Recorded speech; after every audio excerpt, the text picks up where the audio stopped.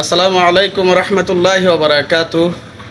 বন্ধুগণ, আমরা নোয়াখালী, ফেনী, কুমিল্লা যে দুর্যোগ হয়েছে, এই বন্যার্থদের পাশে আমরা সরিষাকান্দা ইসলামপুর বাজারের পক্ষ থেকে কিছু টাকা আমরা কালেকশন করছি।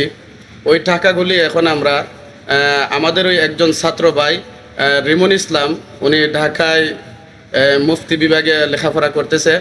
উনি আরও একবার গিয়া ত্রাণ বিতরণ করছেন। এখন আবার আমাদের পক্ষ থেকে ওনাকে বন্যা ক্ষতিগ্রস্ত লোকদের ঘরবাড়ি নির্মাণ করার জন্য কিছু হাদিয়া পাঠাচ্ছি। আজকে আমরা এখনের মধ্যে পাঠাবো বিকাশের মাধ্যম দিয়া।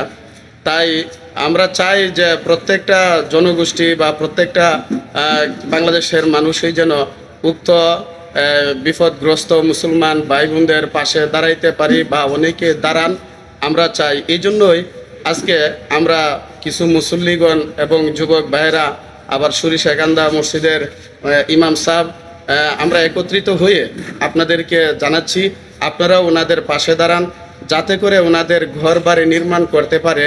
আগে তো আমরা বিতরণ করছি, ওনাদের কিছু শুকনা খাবার খাদ্য বিতরণ করা হয়েছে। অনেক মুসলমান ভাই বোনের ঘর বাড়ি একেবারে ধ্বংস হয়ে গেছে, কোনো কিছুই নাই তাদের, যার কারণে এখন আবার আলিম উলামাগণ একত্রিত হয়ে তাদের পাশে জনগণের কাছ থেকে টাকা নিয়ে তাদের ঘর বাড়ি কিছু মাল সামানা দেওয়া যায় কি না, এই উদ্যোগ নিয়ে তাদের পাশে আবার দাঁড়াইতেছে।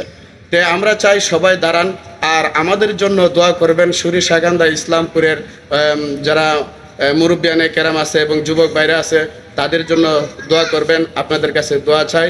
এই নিয়েই আমরা আজকে সমাপ্ত করতেছি। আল্লাহ হাফেজ। আসসালামু আলাইকুম। ওয়ালাইকুম।